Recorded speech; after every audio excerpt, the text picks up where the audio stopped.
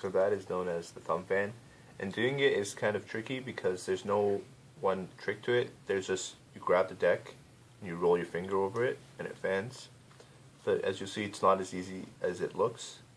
So the grip that you start with is, you take your first two fingers and place the deck right where they begin, and put your thumb right there. That's one of the ways to do a thumb fan, and it looks good. But what happens with that kind of fan is that it leaves a chunk, either at the beginning or at the end. So the way I do it is I take the deck and I put it right here, the space between the thumb and this little corner. And you want to get as low on the deck as possible. You don't want to be gripping it up here because then your fan just doesn't work. The lower you are, the bigger your fan will appear. So as low as you can in here, and then you're in this position with your thumb contacting almost the end of the cards and your first two fingers basically touching the back of the deck. Okay, so once you do get into position here, there's a couple of things you can do. You can either use your thumb to create the fan, or you could use your first finger to create the fan. Whatever you're more comfortable with. The point is, you're going to be pushing the cards and slowly rolling your finger back to push the higher cards through, to spread the higher cards. Because at the beginning you're only spreading the bottom cards, but that won't get an even fan. So you need to slowly roll your finger upwards to spread all the cards.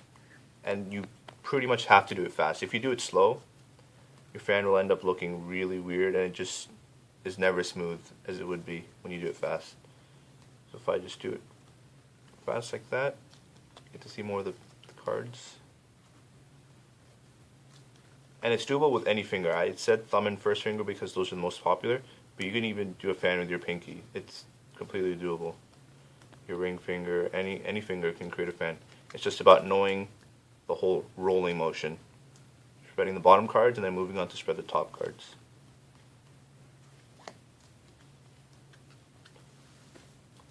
An interesting thing you can do is, if you know the riffle shuffle or the pharaoh, you can create a giant fan. So here I'll do the riffle shuffle.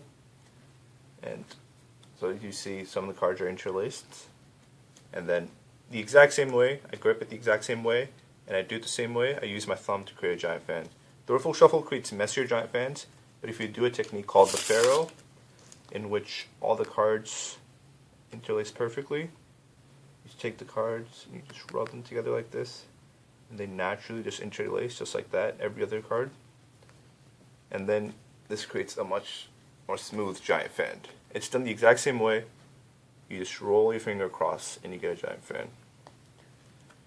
And you can of course end it the way everybody likes to end it, which is